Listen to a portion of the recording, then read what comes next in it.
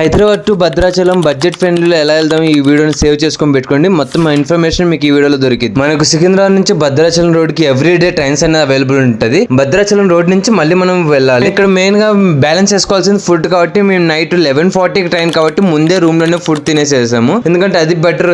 ఇంకా అక్కడే 100 rupees 200 rupees దాకా ఛార్జ్ అవుతుంది అనమాట. అందులో కూడా మనకు ఆటో వచ్చేసింది. ర్యాపిడో 100 రూపీస్ ఆటో బుక్ చేసుకున్నాము. తర్వాత ఈ ట్రైన్స్ అనేది అవైలబిలిటీ ఉంటుంది ఎప్పుడు ఎవ్రీడే. మనకి ఇక్కడ ట్రైన్ ఛార్జెస్ వచ్చేసి జనరల్ అయితే 130, రిజర్వేషన్ అయితే 230. మనం చూసుకొని బుక్ చేసుకోవచ్చు. భద్రాచలం రీచ్ అయినా వన్స్ రీచ్ అయిన తర్వాత మనకి ఇక్కడ ఆటోస్ బస్ అన్ని అవైలబిలిటీ ఉంటుంది.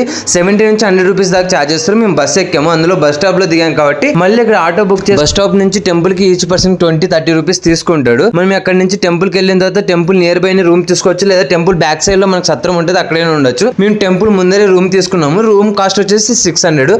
అంత బాగలేదు. ఓకే, ఫుల్ ఫాలో చేసి పెట్టుకోండి. నెక్స్ట్ బడ్జెట్ ఫ్రెండ్లీ వీడియోతో మేము ముందుకు వస్తాను. బాయ్, టాటా. ఎవరైనా ఇంతకంటే తక్కువ బడ్జెట్ లో వెళ్ళంటే కామెంట్ చేయండి.